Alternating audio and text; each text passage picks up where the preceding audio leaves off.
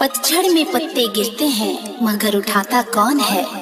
प्यार तो सभी करते हैं मगर निभाता कौन है। क्या तुम निभा पाओगे? आज नहीं तो कल मेरे प्यार पे एतबार होगा। पत्थर का दिल कभी तो मोमयार होगा। तुम्हारी नजरें ढूंढेगी मुझे उस दिन, कल जब मेरा जनाजा तैयार होगा।